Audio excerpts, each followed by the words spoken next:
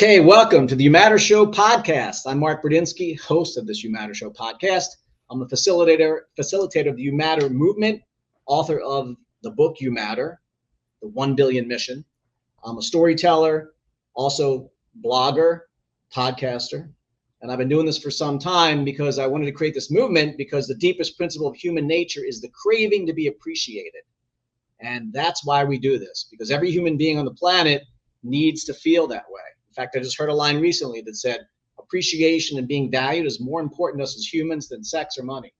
So it's amazing. It's built into our DNA. And I love doing these podcasts because I get to invite incredible guests on. Today we have an incredible guest. I'm thrilled that he chose to be here and he could make the time to do this. Cam F. Awesome. I saw Cam speak at a networking event some months ago.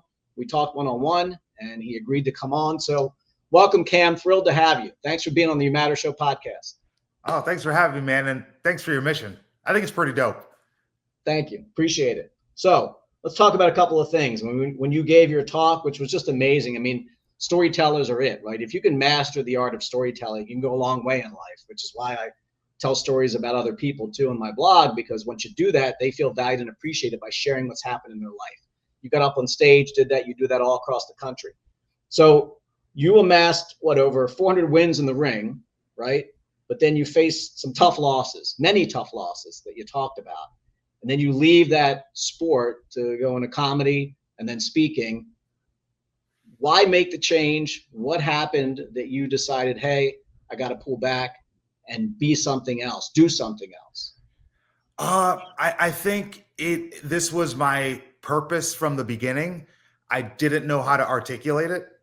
So I started boxing at 16 because of bullying. And I thought if I just looked like a boxer, I'd be safe and people would leave me alone.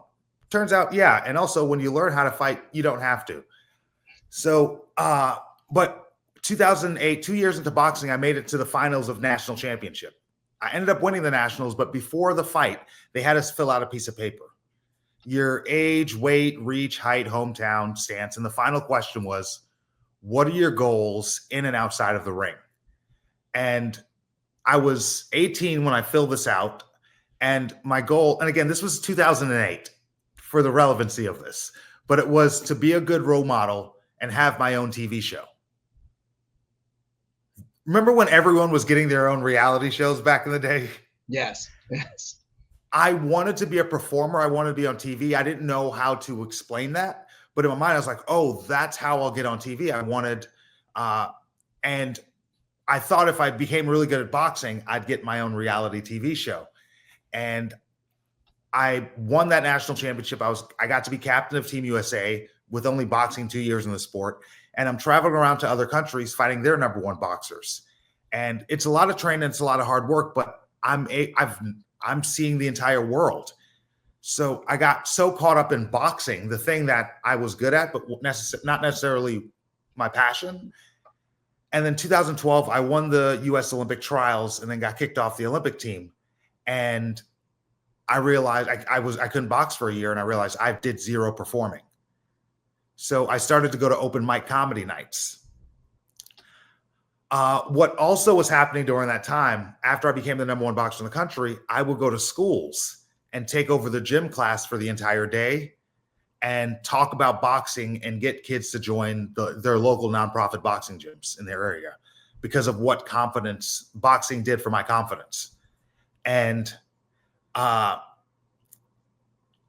some point I started, instead of taking over the gym class for the entire day, I started doing school-wide assemblies and talking about bullying. And that also, while I was there, I would talk about appropriate social media use. And it was something I was doing while I was fighting. So if I went to a city, if I went to Baltimore to fight, I'd reach out to some schools in the area because there's a lot of things in the world to care about, Mark. Sometimes it's overwhelming. I'm the type of guy, I choose a few things. Giving back to the youth, that's one of my things. So even when I was fighting, I would go back and speak at schools because I think that's the tax for being a person. And athletes have a great platform to be able to speak to kids because they respect the fact that you're doing something at a very high level. makes you a natural to go into a school and talk about that. Because the one thing about sports is we all learn, whether you play or not. I was not a great athlete, you are, but it's still a metaphor for life, right? I mean, whatever you do in athletics drives the rest of your life, especially if you do it well, because of the discipline that comes with that that challenge. Yeah. Oh, if you spent your entire childhood waking up 2 hours before you start your day to work out, and then when you become an adult, the only thing you have to do is wake up and go to work. Waking up and go to work just seems so much easier.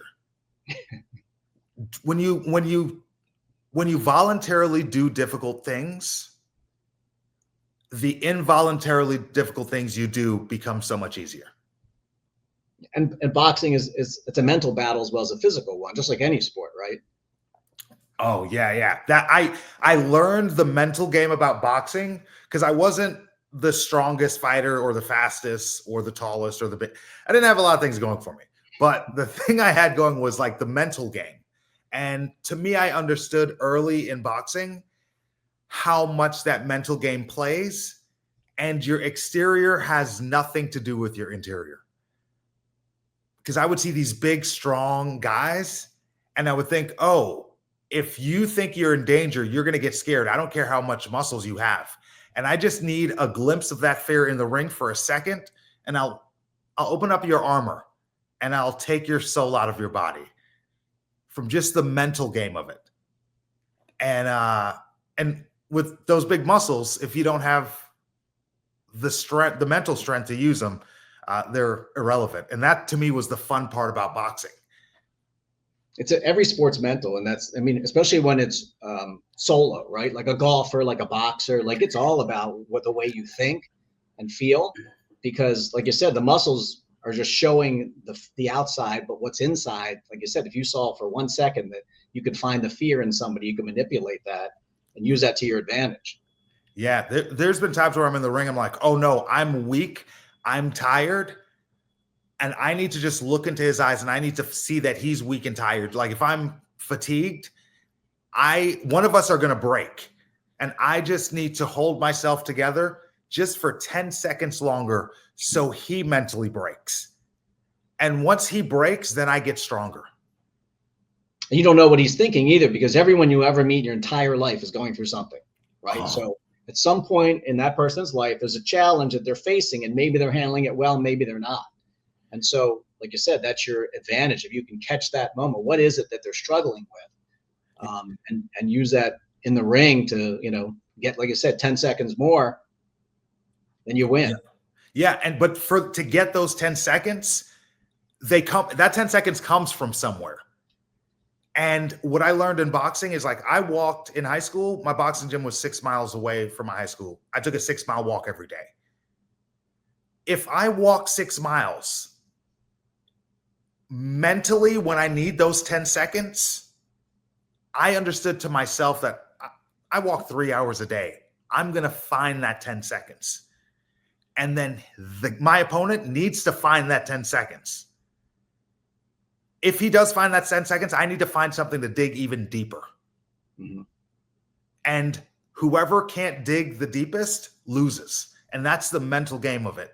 And in life, we have so many of those situations. You're just not getting physically punched in the face, but it feels the same way. I mean, our childhoods impact everything that we do. Like we talked about off camera here, we're all just tall, wounded children. So what are the wounds that you face that happened for you, not to you, and how do you use that to your advantage?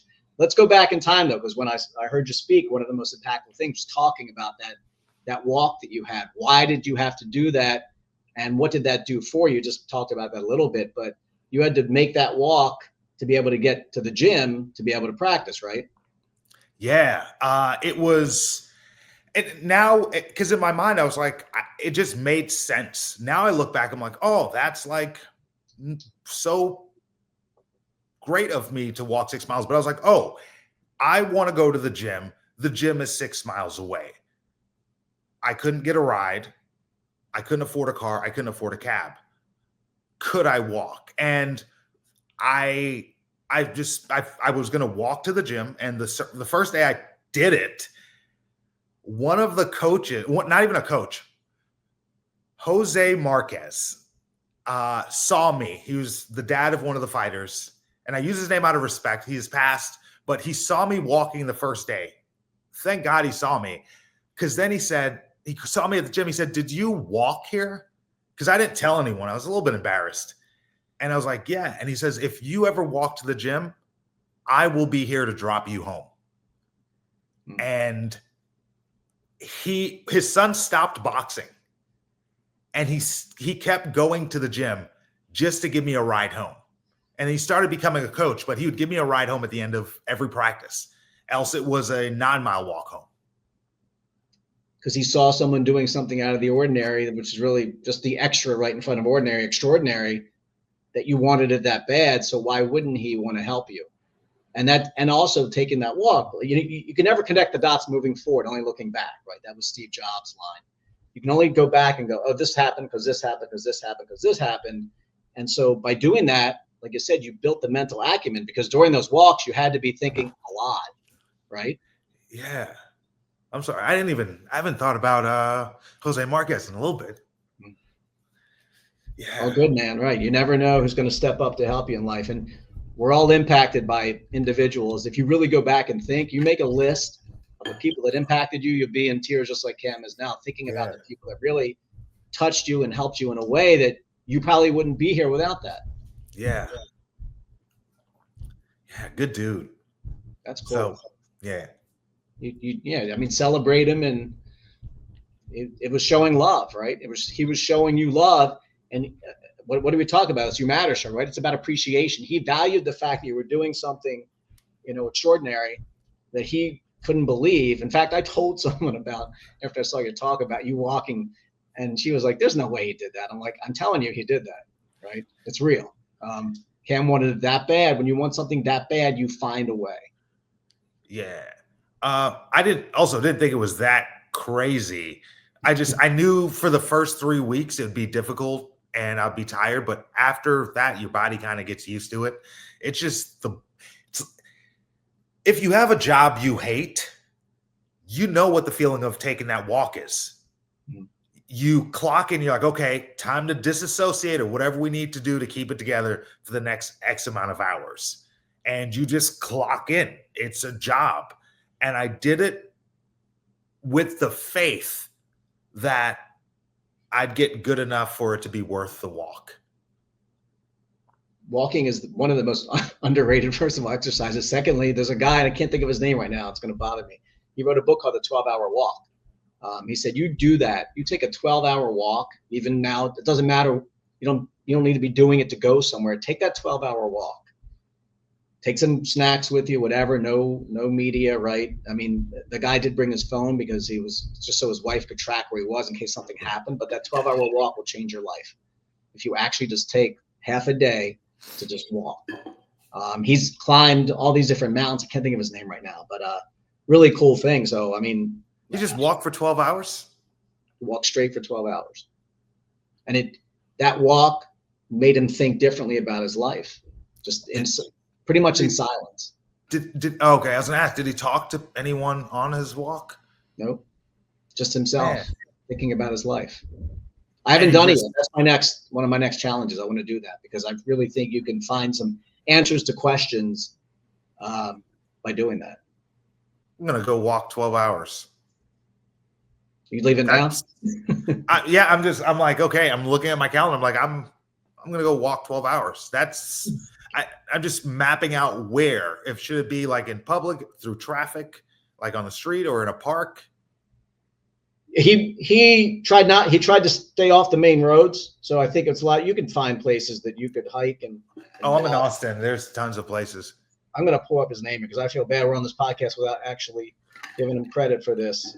That sounds like because so many times while you look for that, there's so many times in life that like, it's like you could just, how do you change your life? Because right now I want to change the way I'm living and I want to, not that it has to be anything bad. I just want to change some things about my life.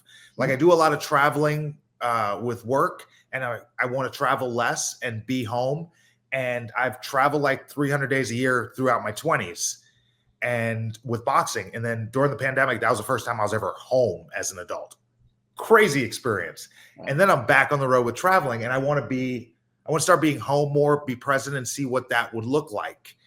And I'm like, okay, what could I do to change my life? And I'm like, oh, walk for 12 hours. So I'm going to go do that. It's Colin O'Brady, the 12-hour walk. Invest one day, conquer your mind, and unlock your best life. He's got a book. It's called The 12-Hour Walk. Colin O'Brady. So for people listening or watching this, that's the next challenge I want to do myself. It says a solo walk and unlock your best life. And okay, something that it's worth doing. It's worth a shot. So let's talk about your walk in life too. So one of the things I think it happened back then, you decided on that walk that you needed to have the mental acumen, right, to be able to do incredible things. So you decided to change your name, right? No.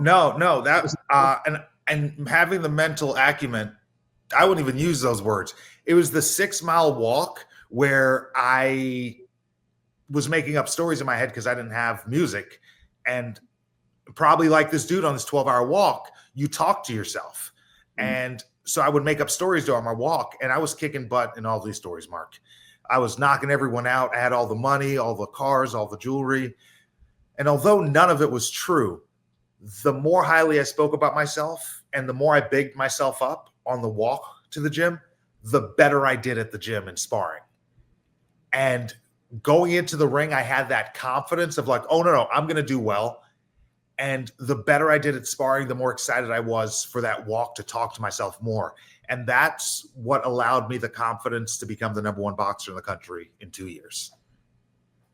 So you talk, right? I remember now, you talked yourself up instead of what most people do, which is the self-talk. They beat themselves up, because most people, if you walked up to them and talked to them like they talk to themselves, they punch you in the face. They'd be a boxer, right? Because they're like, oh my God, I can't believe you're saying this about me. And I'm like, well, you're saying that about yourself every single day.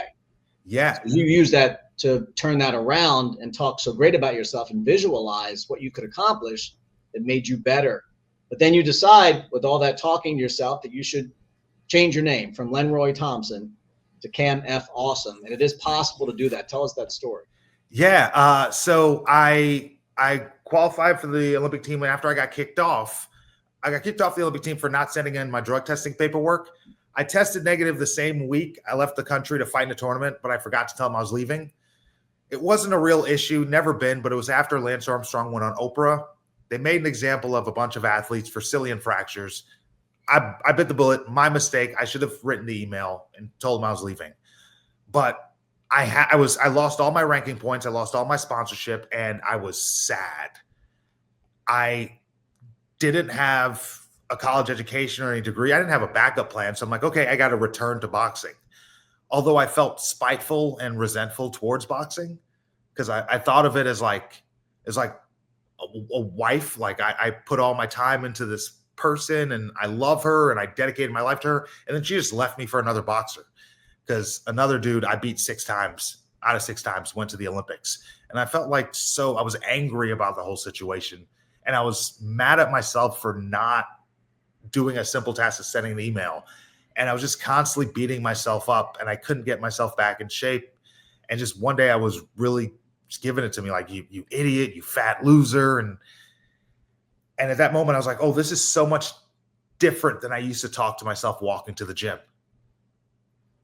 And I realized I became the person I was because I spoke to myself in that nice way. I didn't speak to myself in the nice way because I did well. I did well because I spoke to myself in a nice way. But if 99% of the thoughts you have today, you had yesterday, how do you change your thought pattern? Because you think the way you think so much that you believe it's reality. So I wanted to change the way I thought about myself and give myself that confidence again. And now it makes sense. The quote, Charles Cooley Horton, I'm not what I think I am.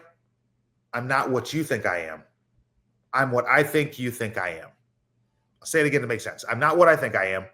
I'm not what you think I am. Mark, I don't know what you think. I can't be what I think you, but I am what I think you think I am. So I thought a good way to do this and change the way I think about myself, if I'm what people think of I am, I'm just gonna assume they think I'm awesome. And I changed my last name to Awesome. And I'm like, if everyone thinks I'm awesome, I gotta think I'm awesome. And I just started to tell myself I was awesome. I started to speak highly about myself. And it got me the motivation and the momentum to start changing the story I told myself. Because we all tell ourselves stories. Right. Which character do you play in that story? Are you the victim? Are you the person who nothing ever works out in your favor? Are you the unlucky one? Are you the one that's bad with technology? What's the story you tell yourself? Because you can rewrite that story. You could be a victim or a victor, right? You get to make that choice. You get to make that choice. And the F stands for freaking, right? So on my birth certificate, it's just the letter F. It's up for assumption. We'll play a little game, whatever you want it to be. But in a boxing match, there's sometimes 30 guys fighting. They only interview 3 of them. I've never not been interviewed. Wow. When I returned to boxing, the idea was that woman took so much from me in our relationship. Now I'm going back in the relationship. I'm taking more. So I marketed myself as more than just an athlete. I started to promote myself when I was going to these schools to speak. And I changed the story because there's always a story. I got kicked off the Olympic team. Can't change that out of my story. You can't rewrite old chapters. But the cool thing about life is there's always another chapter. So even if you looked at chapters as years, 2012, I got kicked off the Olympic team. 2016, there's another Olympics. That could be in my story. But what do I have to write for chapters 13, 14, and 15? That was me going back to boxing, being it like the dude who, that's the dude who got kicked off the Olympic team for not sending the email. It was embarrassing. But it's like you subject yourself to that, and eventually you get to rewrite your story. Because I could have been the dude who just never boxed again, and that would have been my story. You control what part of your story is next. And your story should be a bestseller. It can be if you do what it is that you're doing, right? I mean, everyone's life is a bestseller. You just have to make the decision to make it that way. That's a bar. That's a bar. Because I speak about stories a lot, and that bestseller line, that's a bar, man. Yeah, I have it on my vision board. I can see it over there. Your life, make your life is a book. Make it a bestseller. That's the because you have that decision. If it's a movie, right? Make it an Oscar-winning movie. If it's a song, make it a Grammy-winning song. Pour yourself into your life and do it to provide value to other people, no matter what it is, and you'll have a great life. Yeah. Also, you can't expect chapter 16 benefits during chapter 13. Because I understood chapter 13 was going to suck for me. That's when I was broke. I was trying to get back in shape. I was trying to rebuild my name. But you have to keep in mind during chapter 13 what chapter 16 is going to look like if you do this. And sometimes you're in a position in life where you don't see the results.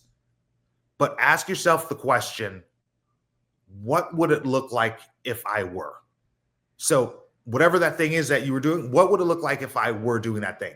If your goal is to lose weight and you want to lose 100 pounds by next year, but you just worked out and you're tired, you're sore, and you don't see any response, any results.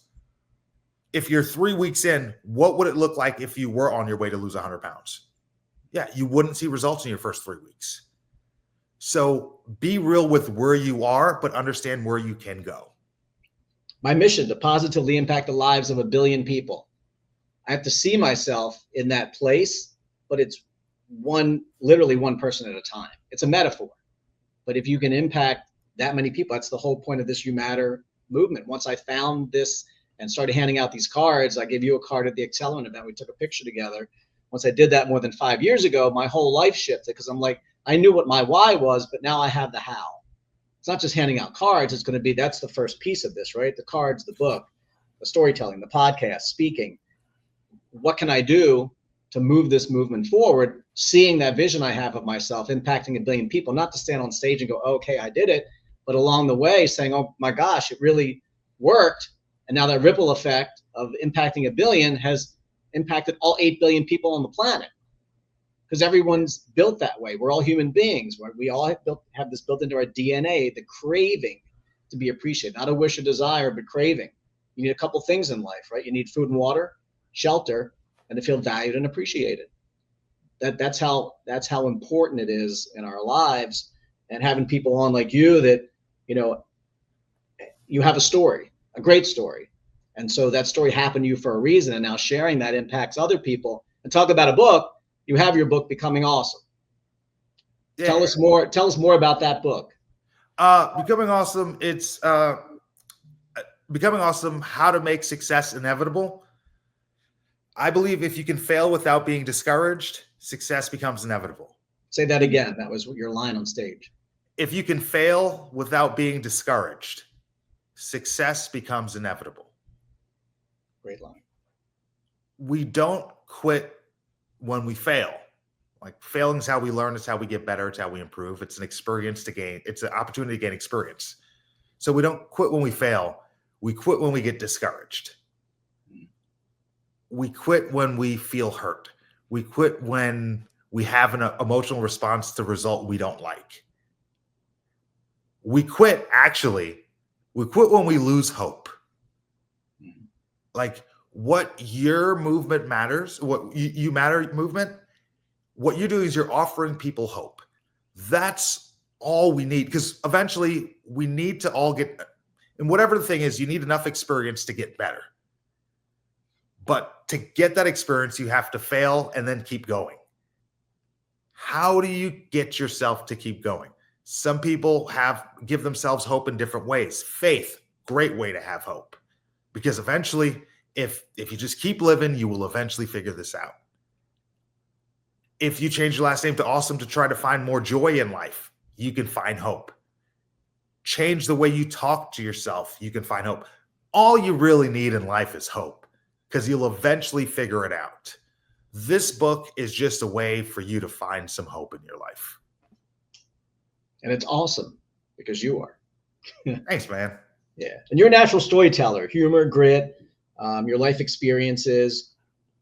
What do you think is the most impactful thing that happened to you that you can speak to the people here that maybe don't feel that they do matter? I think you've actually talked about it a lot, but if you're walking around thinking, I don't make a difference, I don't have anything of value and worth to offer to the world, I don't matter. I mean, look, I wrote the book.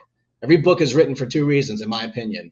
Either you have some skill or you've done some business you want to share the tactics with, the strategies, or you've experienced something in life that you've either overcome or still working on, and go, okay, I want to share this because I want other people to know that it's possible to feel that I matter in times that I didn't.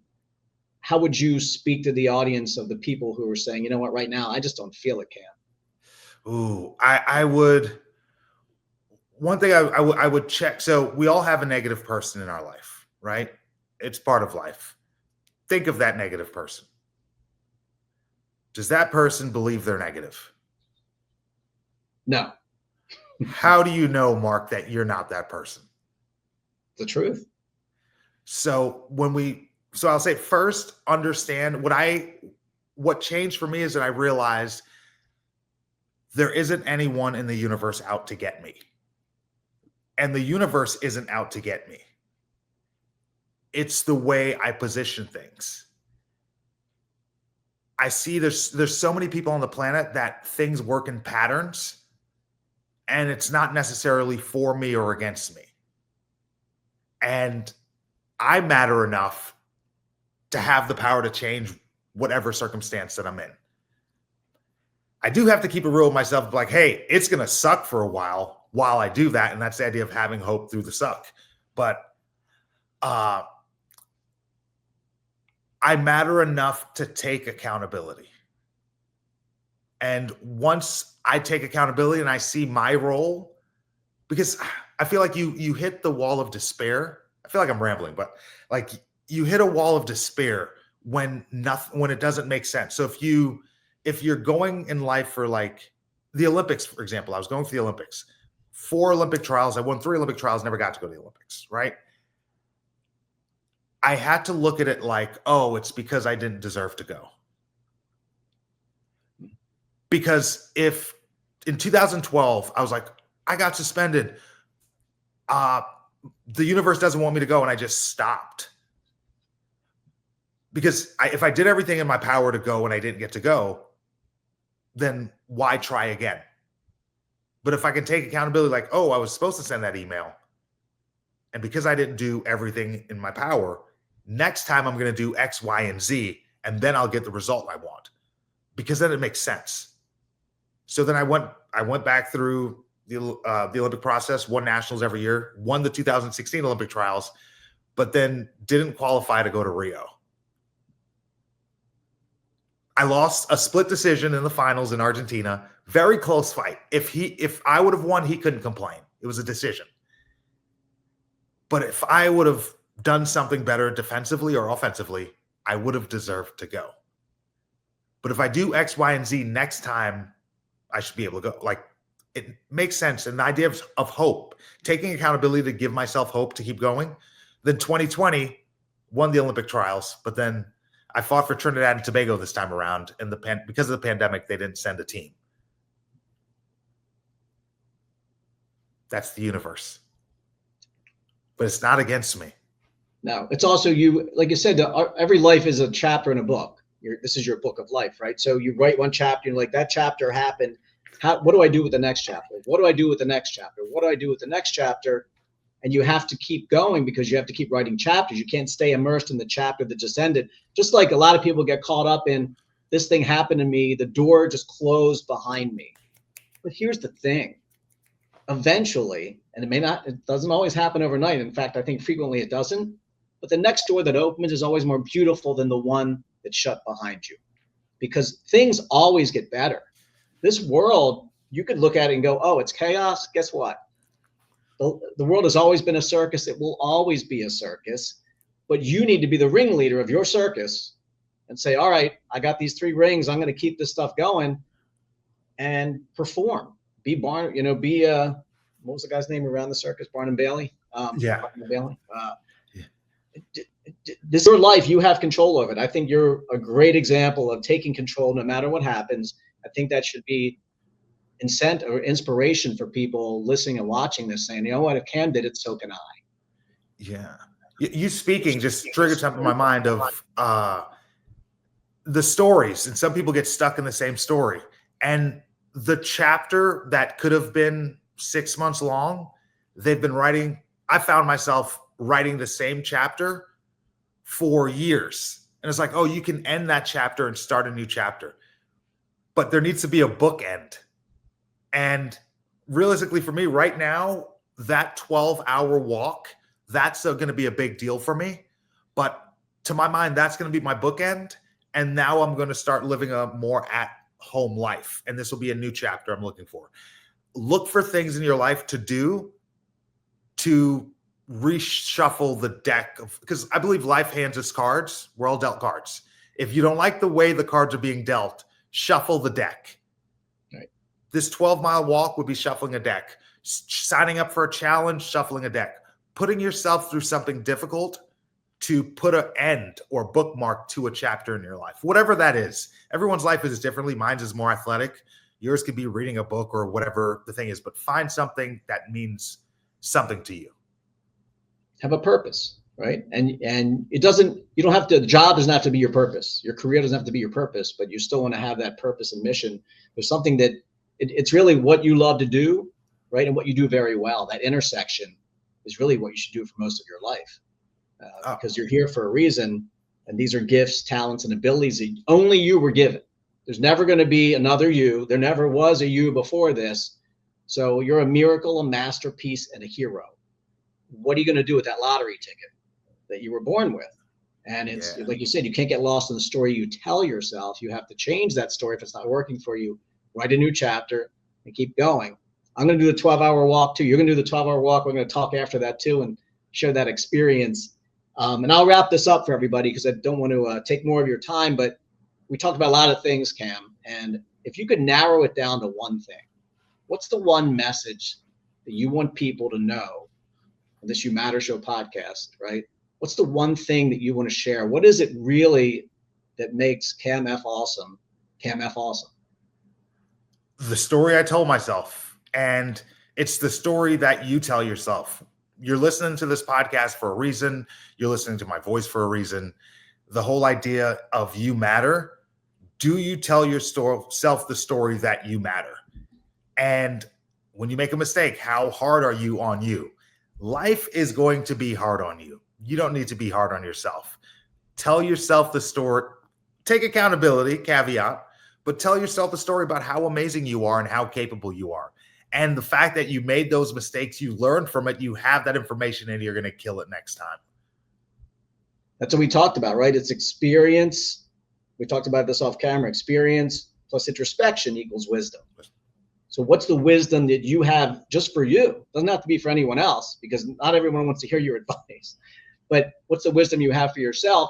And also understand that your struggle is your gift the world will fall in love with. So it's trying to hide from those struggles doesn't work. If you actually share the scars that you're doing, which is what you do since you left boxing, right? Sharing the scars of what happened, because you lost a lot. You lost what, more than you won? It was close. I lost 39 fights. Okay. That's more than any other boxer you could name. Right. There you go. Yeah. It wasn't you lost more than you won. You lost more than any other boxer. But from those failures, I mean, your struggle is your gift the world will fall in love with. The scars matter, and we all learn from each other's scars. So I love your philosophy of, like I said, what story you're telling yourself. Change the story, change the narrative. You have the power to do that. You don't have to get lost in where you are now. Your thing is, what's the vision you have for yourself, and come back to that. Okay, what am I, if I'm looking at chapter 16, this is the beautiful thing I want to get to, and I'm in chapter 10, what can I start doing little by little to make that come true? Yeah. It's imagination. I just got sent a quote from Roald Dahl right before this from a friend of mine, the guy who wrote Charlie and the Chocolate Factory, right? The Willy Wonka movie. What's the biggest song in that movie? It's imagination. Oh. Right? You can do what you want to do if you can imagine it, because we all can look at the world and go, you know what? This is possible. If other people have done it, and they have, then it's possible for you. Yeah, those people aren't special. Like when I see someone with stuff, I'm like, oh, you don't have that stuff because you're special. You have that stuff. Sometimes you're born in it. A lot of times, like, you figured out an equation to get those things, whether it's even happiness. There are people who can lose everything they have and get it back in 3 years, which means they didn't get it by luck. It means there's a formula to get it, which means if there's a formula to get it, my formula isn't working. I have to be open to changing my formula. There you go. All right, Cam. So where can we find you if we need you? Where are you headed? What's the best way to get Cam to come speak? You can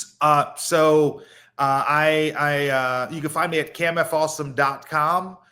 You can find my book there as well, Becoming Awesome, How to Make Success Inevitable. And you can find me at camfawesome on all social media platforms, because I'm not famous enough for anyone to take my name. It's funny, but you will be. And even if they did, who cares? Really, I mean, you made such an impact on me when I heard you speak, and so much of it I felt like had synergy with the You Matter movement too, that I'm like, I got to get this guy on the podcast. So thank you again for joining me. I'm Mark Bradinsky. This is the You Matter Show podcast. Thank you. We'll see you next time. And remember, the deepest principle in human nature is the craving to be appreciated, and you matter. Thank you, Cam. Thanks for having me. See ya.